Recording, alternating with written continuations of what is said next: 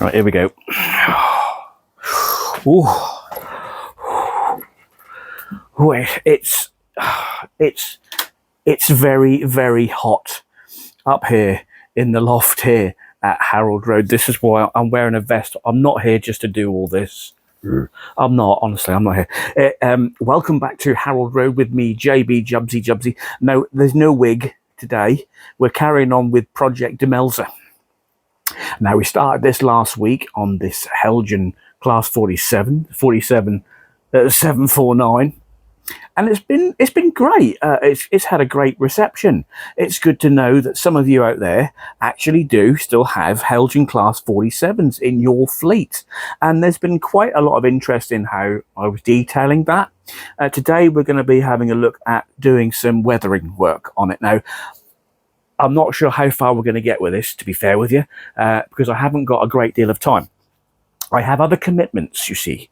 I have a family, I have a job, and trying to get everything juggled at the same time I've only got about an hour or so before I have to go down and do other things that require my attention. But yes, thanks to everybody who's been very interested in this project, and for those who want a little bit of humour, it will come. It will come. I have to show like the serious side of my modelling. All right, it has to be done. I can't just sit here in a wig and talk to the dinosaur. Do you like the sign? Do you like the sign at the back there? I found this. If anything here offends you, let us know, and we could all use a good laugh, because obviously some of the things I do actually do offend people. Yeah, so we are okay. I'm still going to be doing a little bit of joviality, as we say, giving small looks to the camera and doing this all the time. That's the way I am.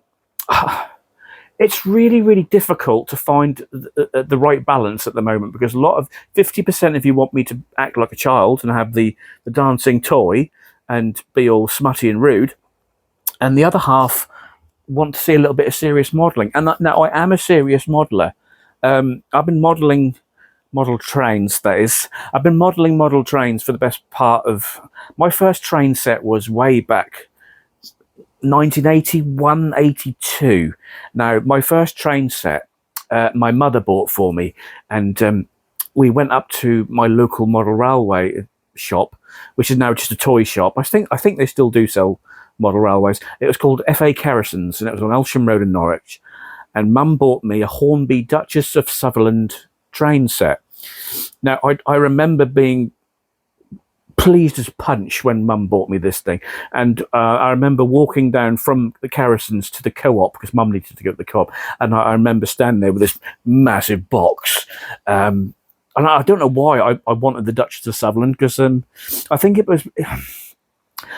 was because of my grandfather, Puffin Billy Beeston. Now, Puffin Billy Beeston was my granddad. Now, without my granddad, I wouldn't be the man I am today, and that is in the model railway, the real railway, etc.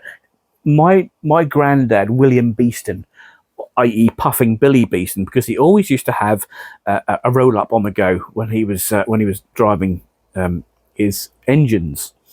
Now, Puffin Billy Beeston joined the London North Eastern Railway in 1923, and he retired around about 1969, early 70s. He put in quite a substantial time with British Rail and LNER.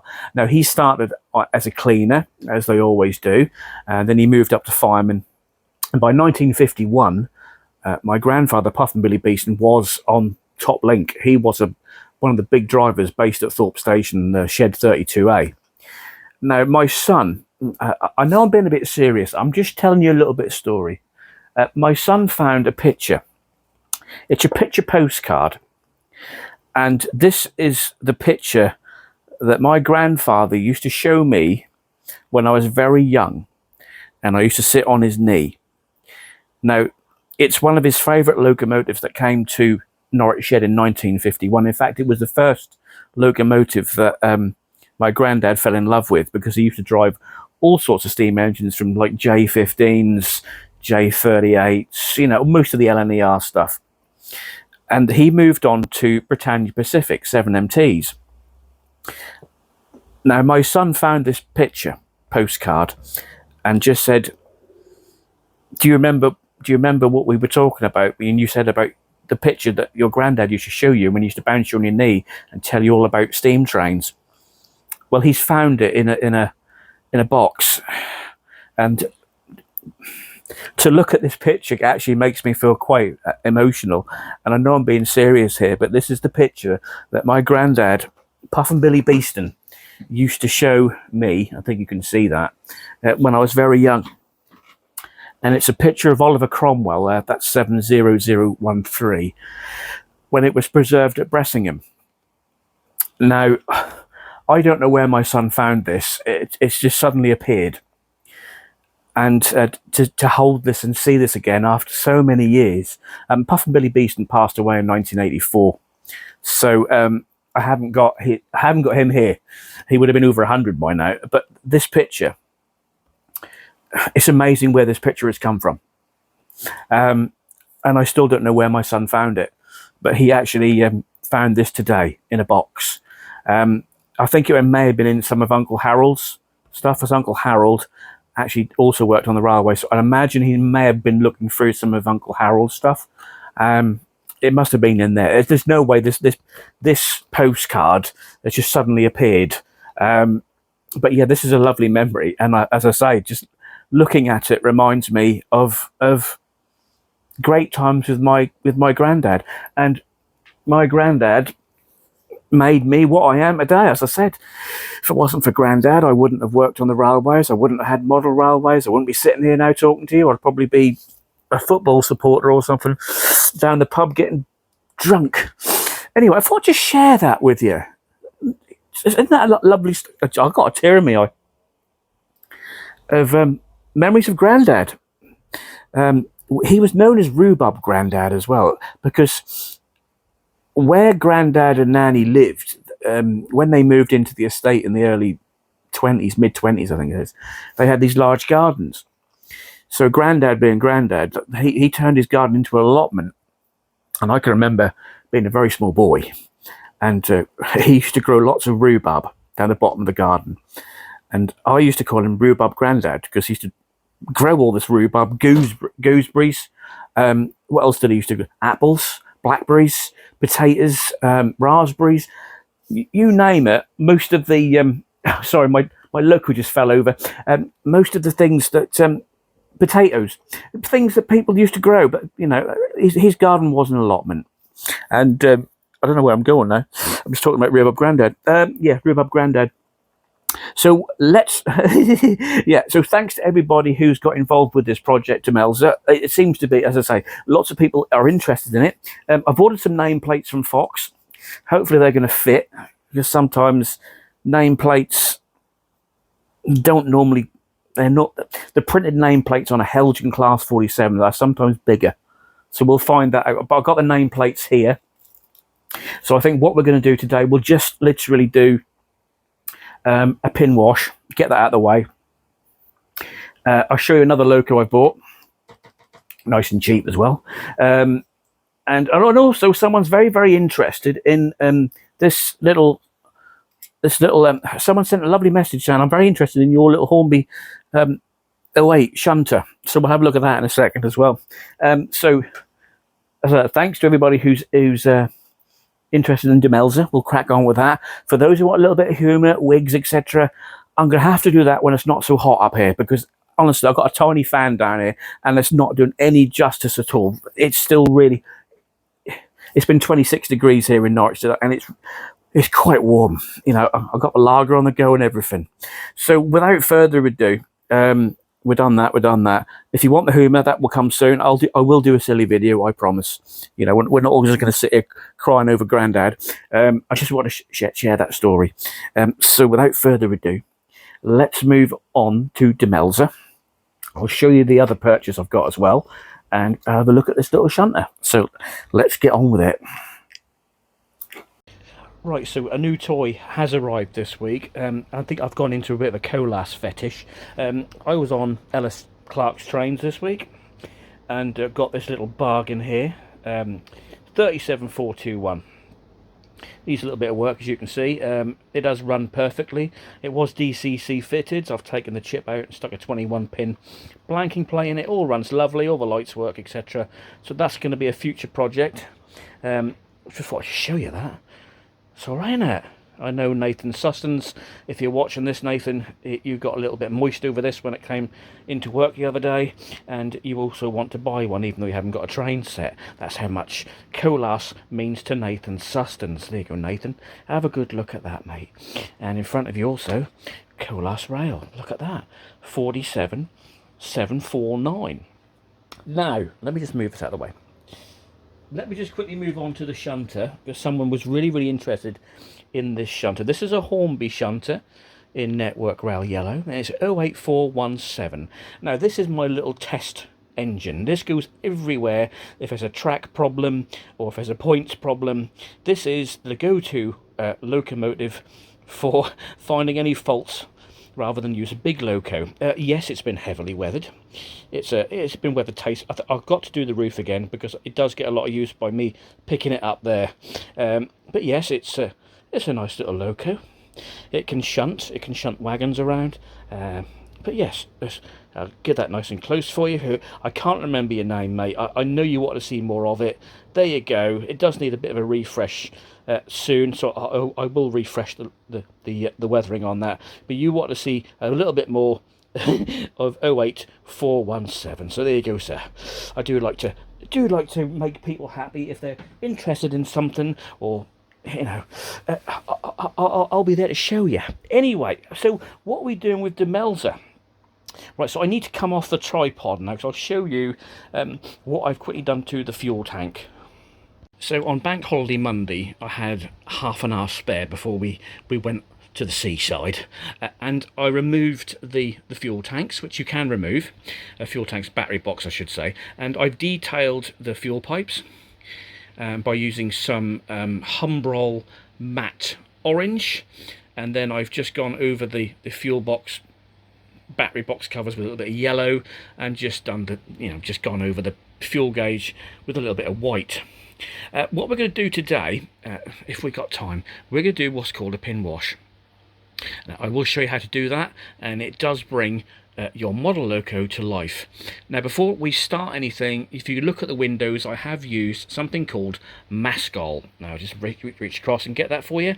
There we go. That is Mascol. That's a pink liquid, and what you do is you put it on your windows, so basically you're not going to get any muck or paint on your windows when you're working on your model. Now, before we move on, yes, there has been people saying to me that this model is incorrect. Yes, it is incorrect. Okay, and I'll tell you why it's incorrect. First of all, 47749 does not have a flush end. Okay, I've done some research and definitely not. But also, at the same time, Helgen produced 47727 Rebecca, and that's also got a flush front end, and it doesn't have a flush front end. So I don't know what happened with Helgen back in the day when they released these two Colas rail locomotives. They both have flush ends and also cowled buffer beams, which they do not have in real life. So basically, I'm just going to leave it as it is. There's nothing I can do about it. I'm not going to start trying to make a marker box in there. I'm going to leave it as it is. I've detailed the cowling bit. You're just going to have to live with it. For all you purists out there who have sent me messages saying, Johnny boy, JB, by the way, 47749 does not have a flush end, and neither does it have cowled buffer beams. Yes, I know. We're going to have to go with that. You're going to have to live with it, or go and watch some of those serious modelers where you can get down and count your rivets. And by the way, if something here offends you, please let us know. We could all use a good laugh. So what we're going to do now, is, as you can see, I've detailed that fuel tank. So when it comes to doing the underframe, I just need to do a couple of passes in matte black. That's all I need to do. So yes, before we move on, make sure you mask all your windows, alright? But what we're going to do now is we're going to move on. First of all, I'm going to show you what airbrush I use. That's another question somebody asked me the other day, what airbrush should you use, or what airbrush do I use? We'll just quickly do that. I'll show you my airbrush, which is that one there. I'll go through that with you quickly, and then we'll get on and do a little bit of pin washing on Demelza, and then we'll see also, while we're here, we'll see if the nameplates, which have come from Fox, are they gonna be the right size, or have I got to start getting the T-cut out and start cutting the printed tampo down? We shall wait and see. So let's just quickly move on to the airbrush, and then we'll move on to pin washing. One of the biggest questions I get asked is, what airbrush do I use, and how do I get into airbrushing? Well, when I first started airbrushing, I used the cheapest, nastiest airbrush that I could get my hands on. I think they were around 30 odd quid, yeah. I think it was an AB 180, and I went through them so quickly because I didn't realise that the seals on them, you couldn't use enamel paints with them. So I was wondering why after 6 months my airbrush was all going wrong. So that's a learning curve for you. Don't buy the cheap and nasty airbrushes for using enamels. You can use the cheap airbrushes if you're using acrylic paints. Now, I've got to say, hand on heart, that I've never ever used acrylic paints for weathering. If you do use acrylic paints for your weathering and it all comes out great, then fair play to you, alright? I've never ever used acrylics, or will I ever use acrylics? I just don't use them. All right, that's just my personal preference, and also it's the personal preference of the Mr. Stay Puft Marshmallow Man there. There you go, a little bit of humour for those looking for a bit of humour. So what airbrush do you use, JB? This is an all-rounder. Okay, this has been with me now for 3 years, and it's never ever let me down. It's a bit battered, all right, you know, but I do look after it the best I can. You can see where paint has been caught in various areas, but this is an Iwata HP CR3. All right, now this is perfect for enamel paints. The seals on this will not go. This is what you need. All right, if you're going to start and you want a decent airbrush, go for an HP CR3, or indeed Iwata. Well, it's not an Iwata, but it's classed as an Iwata. The Iwata, I can't remember what it was called now. I think it's a Neo. I have got it somewhere to hand. That's a good starter brush. I'll see if I can quickly find my Neo. Wait a minute. So this is I say the HP CR3 is the best all-rounder, but if you really want to start on an airbrush that is fairly cheap, without spending 130 quid on a HP CR3, I can highly recommend an Iwata Neo. All right. I don't really use this. This is my backup brush. It's the same principle as the HP CR3. It's got, I'm doing this one-handed, by the way. I'm pulling this all out one-handed. There you go. YouTuber of the year, here we come. So this is the Neo. Okay, you can see I don't use this very much. It's a perfect airbrush. It's almost the same copy as the HP CR3, and it retails around about 65 quid. Same principle. Push down to draw your air, pull back for your paint flow. Okay, so that's the IR. That's the Neo. Sorry, I'll put that back. Bear with me while I'm just doing this one-handed. You know, I'm just trying to show you what airbrushes I use. So this is a perfect starter brush. All right, perfectly, and it says here, effortlessly coverage application sans effort, whatever that means. But that's my backup brush. Whereas the I can't remember, HP CR3 is the main workhorse. This is the M16 of the airbrush world for me. It's basically easy to take apart. You take off the back bit there, take out your needle, keep it all nice and clean. When you finish with it, every time you finish with your airbrush, every time you finish, take it apart and clean it. Pretend it's like a gun, all right? Pretend it's like a military weapon. It needs greasing, it needs love and attention for it to work. If you don't clean it properly, you'll get blockages, your paint will splatter everywhere. So you look after your airbrush, all right? Let me just quickly disassemble it for you. So the HP CR3 is extremely easy to disassemble. Basically, all you do is you unscrew your end, okay? Your needle is held in by a chuck nut. You undo your chuck nut. You remove your needle. There we go. You make sure this needle is nice and clean, all right? What I do after every time I use my airbrush, what I do is I use a little bit of Vaseline. That's what the Vaseline's for, by the way. You've seen it on the video before. My Vaseline is basically there to lubricate the airbrush. Alright, nothing else. If you're thinking of something dirty, then that's your mind, not mine. So basically, you put a little bit of Vaseline on your needle, and then you pop it back through, and then basically you put your chuck nut back on. Hope you're seeing this alright. And that's how easy it is to disassemble. With the front piece where your nozzle is, you just undo this piece here. Alright, your nozzle's there. Alright, I hope you can see this. I can see the needle through there. You keep that nice and clean as well. That nozzle there, there's a little tiny nozzle there. You undo that with a little spanner, and you make sure that's nice and clean inside. Alright, it's imperative that you keep your airbrush clean. Alright, as I said, you have to ensure that this is like your personal weapon. Alright, you don't want this failing on you, do you? You don't want to be working on Demelza and suddenly you go and spray it, and then suddenly it goes all over it. You don't want it, do you? So my recommendation, if you're going for an airbrush, is spend the 130 quid, get yourself an HP CR3. Alright, if you haven't got 130 quid spare, go for an Iwata Neo. They're around about 65 quid. Does the same job, but obviously the CR3 is the job because it can use enamel paints without any issue. And the other question I get asked, do I have to use specialist thinners in my airbrush? Recommended, yes. You should really use recommended thinners. I personally don't. I actually use white spirit from Poundland. I'm not joking. It thins paint and it does all my projects. All right. So if you were going to ask me, what thinners do I use? It's entirely up to you. You can spend your mega bucks and buy proper thinners, or you can just go down Poundland and buy yourself a 2 litre bottle for about £1.99, £2.99. It's entirely up to you. Does the same job. So that's my recommendation. I'd rather spend the 130 quid and get an HP CR3. That's never going to let me down. This has never let me down in 3 years. Or, as I say, if you haven't got the great deal of Wonga, go for the Iwata Neo. Right, let's get on with this pin wash.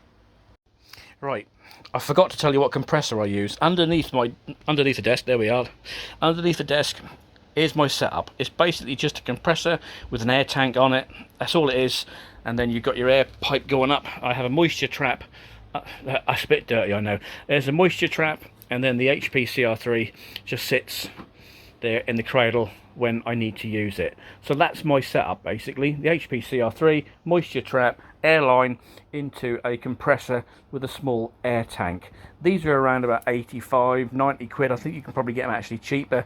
I do need to replace mine very soon because the cut-off switch isn't working very well. There's plenty of these on the internet. Just look for an airbrush compressor. Go for one with a tank on it. Don't just buy one without a tank because you'll just be there all day. But yeah, that's basically my setup. Nice and easy, nice and simple. So what we're going to do now here is called a pin wash. Now these things you can buy in any kind of, I don't know kind of discount store. These are just plastic shot glasses, and these are invaluable to me. I buy them in packs of 30 for £1.99, and I mix all my paints up in them. Absolutely easy, look, easy peasy. So if you can find these in any quality discount store, invaluable for mixing your paints. Some people use paint mixing jars. I just use these because they just throw them away when you finish with them. So yeah, and to make my tractor, I use Humbrol enamels. I use Humbrol Matte 33 and Matte 62, which is leather. Excuse me. Now what I do is I mix these two together to make my own track dirt. You can spend mega bucks and go to places like Phoenix Precision Track Dirt. You can go there, same colour. I can mix the same colour, but this is 20 quid. This is 20 quid plus your postage. All right, it's entirely up to you how you do it. You can just go and buy your track dirt, or you can make your own. I personally like to make my own. So what I'm going to do, I'm going to make up my track dirt now, and we will do that and then show you what colour. We'll try and get it to look just like that. All right, so bear with while I just mix up some colours for you. Right, the most important thing I stress to you here is make sure that your paint's stirred. Now, I go to Greg's, right, and I just whab a load of these things, coffee stirrers, all right? You know, you buy a cup of coffee, just grab a few. They're brilliant. Now, the best thing for you to do is mix up your paints, all right? Give them a good shake before you take the lid off. Shake them for about 10 seconds. Then, give your paints at least 20 to 30 seconds of stirring, all right? This is great, isn't it, huh? It's like watching a cookery program, isn't it? Just make sure that you mix your paint up all right. All right, so that's the black one sorted out. I'll just give that a quick wipe. Always have your wipes on standby. That's what I say. And then we move on to your matte leather.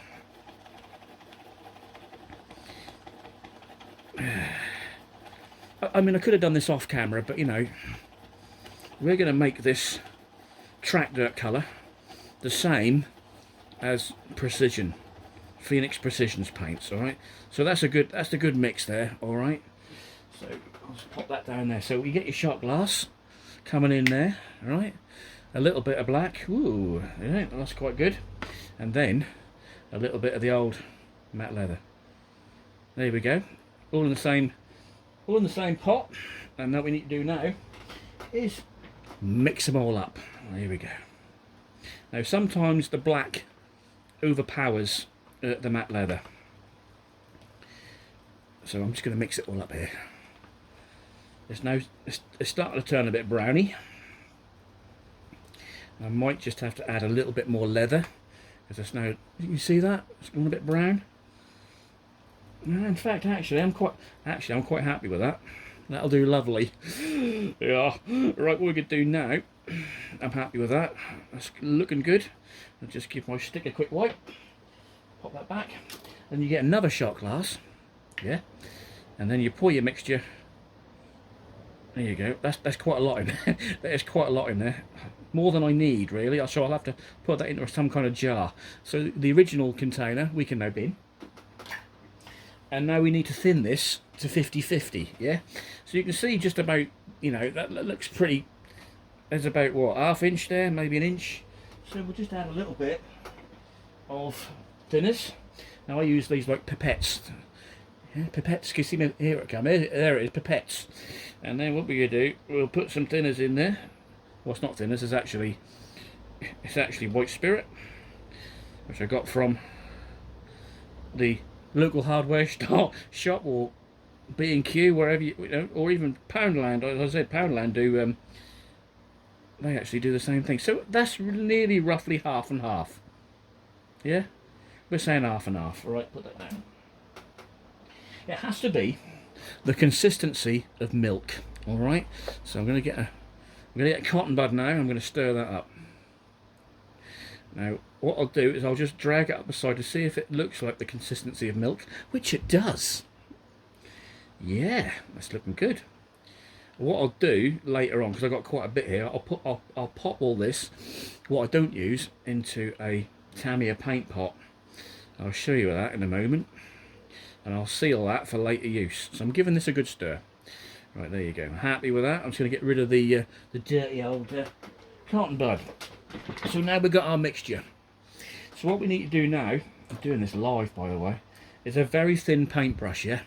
You're now going to wonder what the hell I'm doing, alright? You're going to wonder what I'm doing. But it will come right, honestly. Don't think that I'm going mad here, because I'm not. I'm just going to put the nameplates out of the way. So here we go. So what you do, you get your mixture, and then you just dab it into any recessed areas. So we'll start with around the cabs. Let it all drag down. There you go. Wipe it all in. Doesn't matter what you're doing here. You can make as much mess as you like. That means nothing, honestly. There isn't much to do here, to be honest with you. We'll go around the door here. We'll go in this bit there, that bit there. Basically, what we're doing, we're trapping the dirt in these recessed areas. That's all I'm doing. And I'll go around the door. Yeah, you're all thinking, what the hell is he doing? But I promise you honestly, I'm not making this up. This is how I start my weathering jobs all the time. Alright? There we go. Just get it in there, get it in all these recessed areas. Simple as that. Nice. But the 47, that's quite easy really, because there isn't many recessed areas. If it's a 37, it's got grills everywhere. You know, you just go over your grills, etc. all up there. It's fine. So what I'm going to do also is put some of this into these grills up here. Oh yes. We're just going to fill it full of this. We might as well. We're here. And that will trap, as I say, that will just make that look a bit dirty in there. Just going to go through that. I think I need to put my stronger glasses on, to be honest with you. So you get the gist of it, yeah? So what I'm going to do, I'll finish off what I'm doing here, because you don't want to keep watching me doing this all day. I'll let this dry for about 25, 30 minutes, and then I'll show you how to bring the model to life. So I've done the body side. So I'm just now going to go into this roof area, all right, and just do exactly the same thing as I did on the body side. I'm just going to flood areas like the rad fan grill covers with my track dirt colour, and then I'm going to go into all the recessed areas that I can see on here as well. So I'm just going to flood this one first, and then what will happen is when this dries off, I'll show you the technique, because I know you're all thinking, what the hell is he doing at the moment? If you're on the Facebook page, you'll know exactly what I'm doing, because I've done this many times on the step-by-step guides on weathering. But here we're doing it kind of live as we record.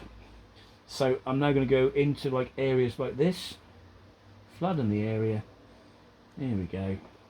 Because what will happen is, I'll show you in a little while how to tidy this all up. Alright, we're going to get in there, go along there, get in all these little areas here, here and here, and across there, across here in this area there, we can trap some dirt in there, and along the back, and just in there, 1, 2, 3, and then everywhere where you can see some kind of either raised detail or recessed panel line, you go for it basically. Just fill it, flood the area. Lovely. There you go. And then we move on to here. Just get in there. Doesn't matter what mess you make, because we will tidy this all up. I swear down, this will be fine. Alright. You're all thinking, what is he doing? It's all going to come right. I've done all this area here. I'll just go round. There's a recessed panel line there, and around there, and I'll just spin it round and just do the other side of the roof. Just get that down there like that. Get it in there, and there, and there. I am literally just flooding the roof, and then we'll just go in the grills. Now I'll hark back to Puff and Billy Beeston while I'm doing this. Now Puff and Billy Beeston, when dieselisation came to Norwich in 1962, Puff and Billy Beeston had to come off his steam engines, and he had to retrain on diesels. Now Granddad was not happy about this, because he was, I don't know why, but steam was in his blood basically. He lived and breathed his steam engines. Now he had to train on the brush type 2, later the class 31, and the class 40, and he used to tell me that when he was taken off steam, that was like cutting his legs off. That's how much Granddad loved his steam engines. So yeah, how about that? I mean, I've driven a steam engine and I've fired a steam engine, and I know what hard work that actually is. So why Granddad loved it so much, I don't know, because I couldn't wait to I wouldn't say I couldn't wait to get off the footplate of a steam engine, but that was hard work.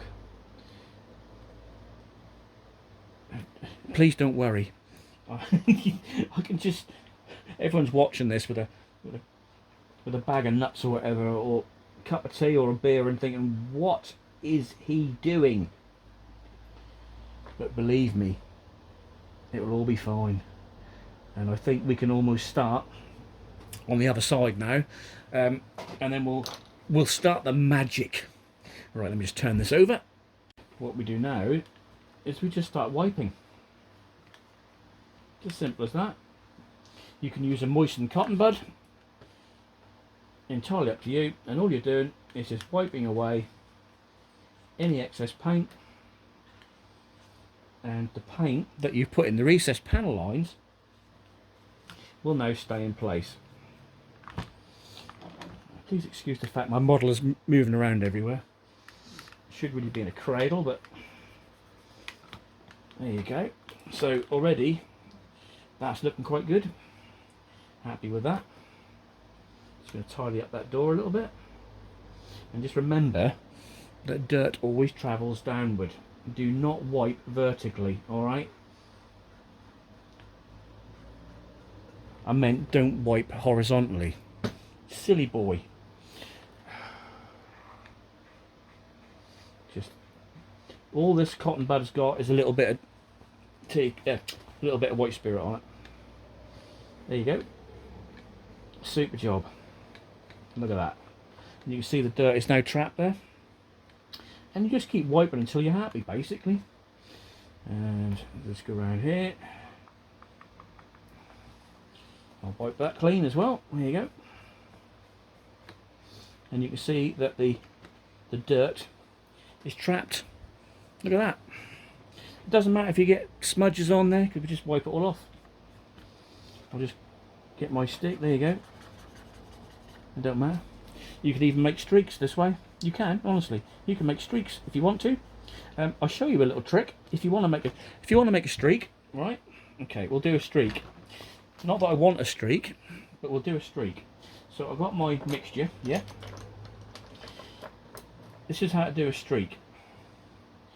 Right, so you dab a little bit at the top, yeah. Hope you can see that. You can, can't you? Grab a cloth, yeah, cloth, and just wipe downward. Make sure you wipe straight.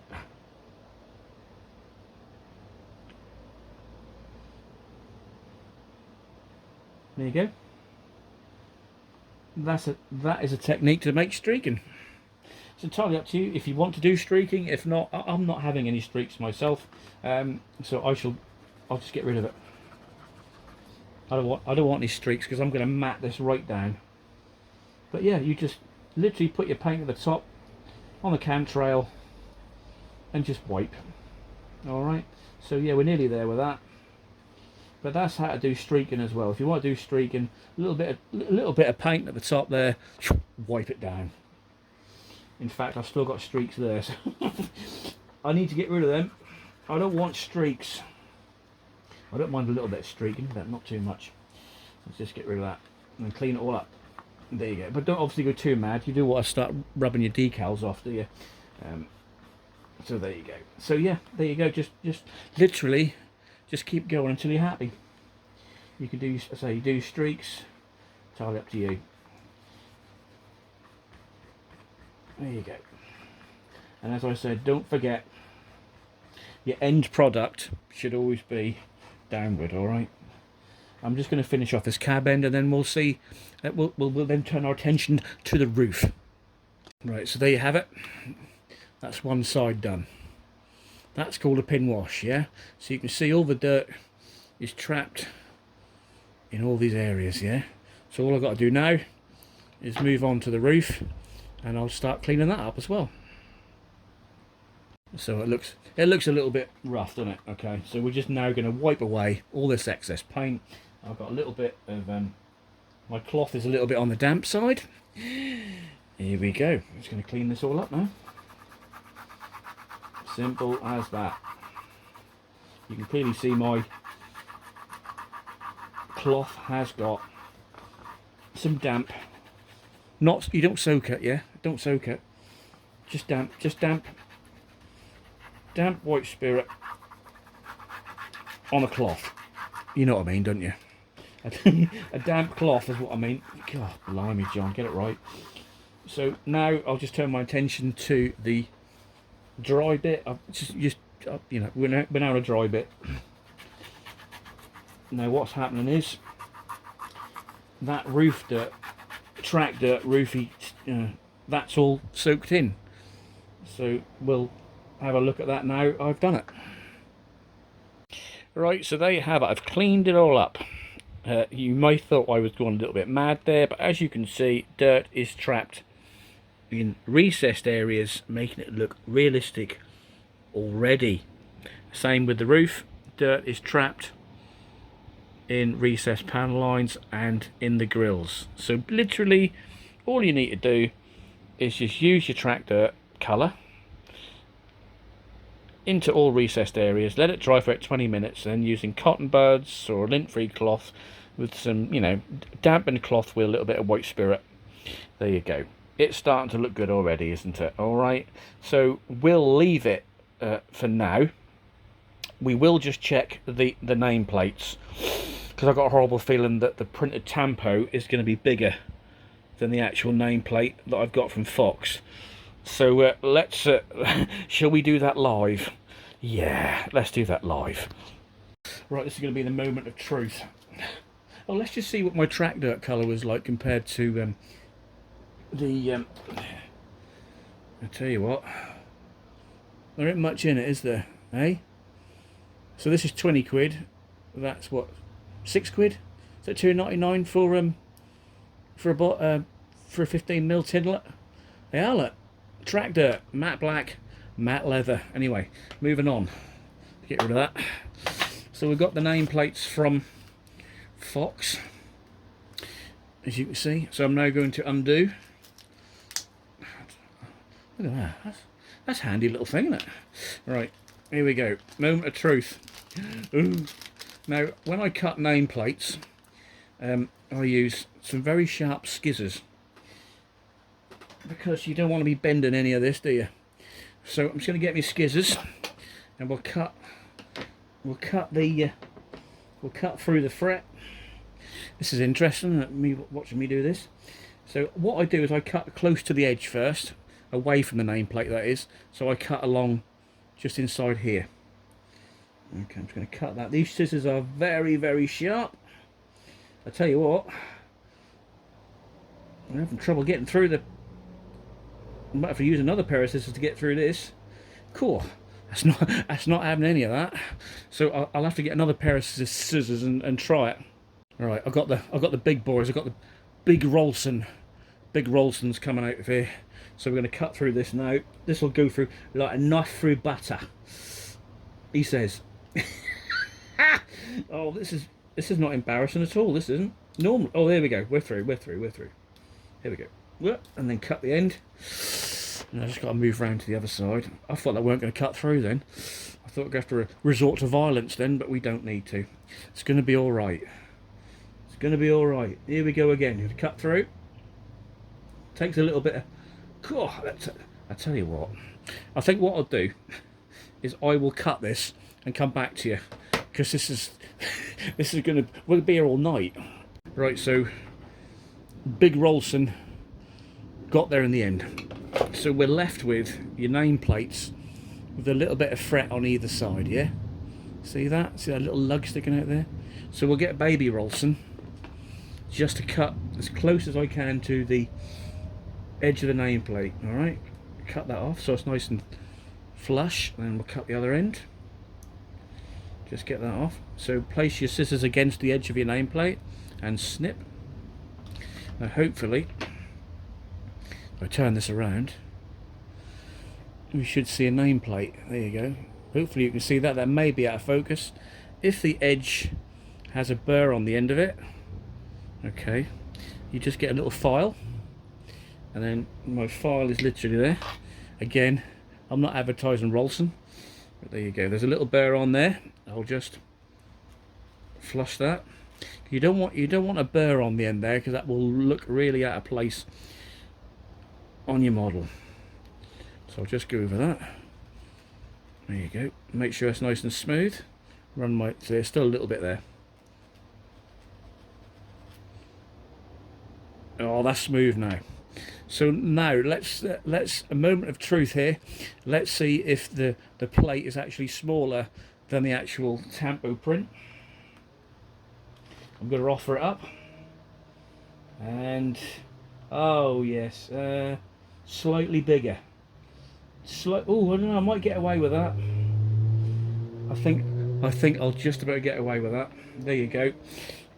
So yeah, we can do that. In fact, we'll do that now. All right, we'll fit the nameplates now. We'll just get rid of the Rolson tools, baby Rolson. Put that back in there. So you're going to say to me, how do you fit your nameplates? Do you use super glue? Oh no, I don't. I do not use super glue. I use, if I can find it, Pritt stick. Pritt stick. You think, what? I use Pritt stick. Yeah. All I do is basically put a little bit of Pritt stick on the back of that nameplate. I've got time to get it into position, and it will hold. If you use super glue, it could burn through your paint. All right. So that's another bit of advice. Use a Pritt stick to fit your nameplates, or there is other ways to do it. I know people are going to comment below what they use. I personally use Pritt stick. All right, so whatever you use is entirely up to you, but I use Pritt stick. So I'm now going to fit this with a bit of Pritt stick and put it into place. Okay, here we go. Back of the nameplate. There you go. And get a little bit of the old Pritt stick here. Not too much. You don't want it going over the edges. And you don't want it going over the edges. I literally don't. Otherwise, it smears everywhere and it comes out the other side, and you'll be ending up like making a right. It makes a right mess. So I'm not putting too much on. I really do not want it to go over the edge. It's quite fiddly, but you get the idea. So we'll put it up the right way. Make sure we've got no glue or Pritt stick there. And we offer it up to the model. Pop it into place. Just get it in the right position.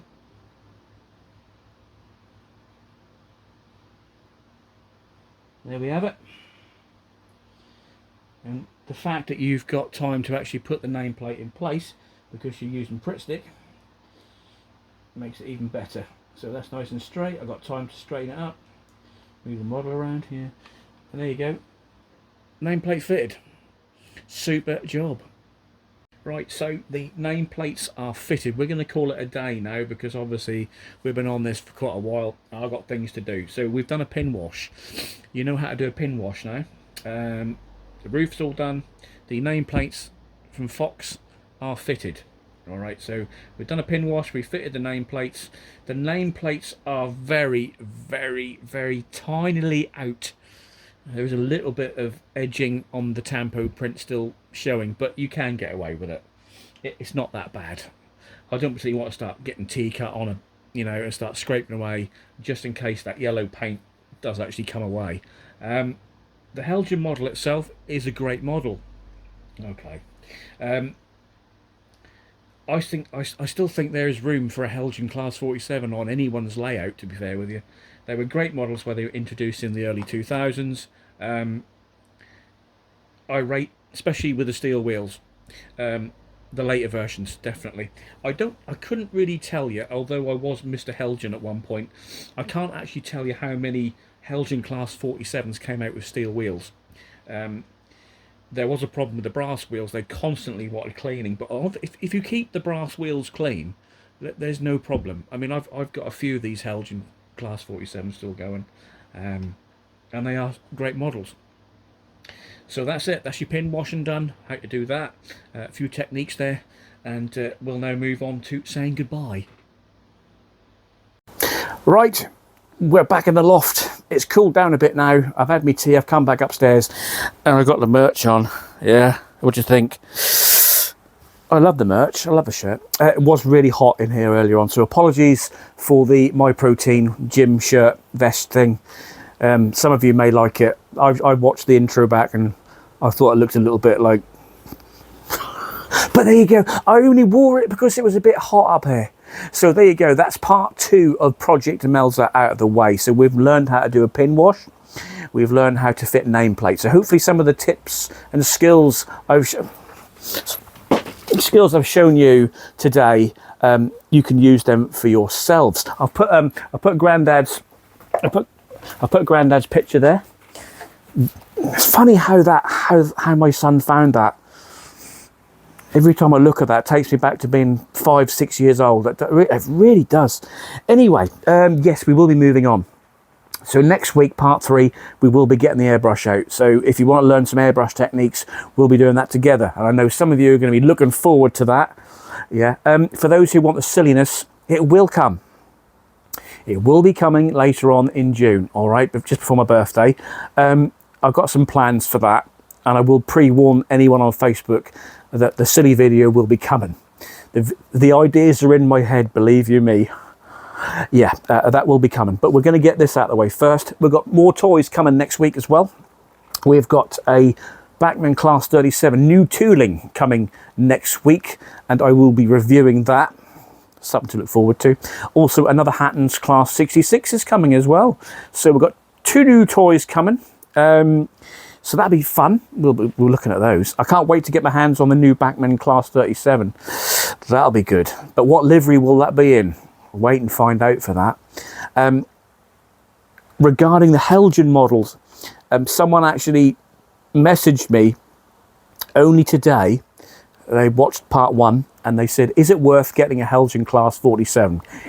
Yes, it is. I'm sorry, I'm going to say it. You got your Bachmanns, you got your Dapols. I mean, I don't think the Dapol one's very good, but I'll be careful what I say. Right, I'll mention a well-known model shop. It's Ellis Clark Trains. If you go to Clark Railworks on that website, this is just an example.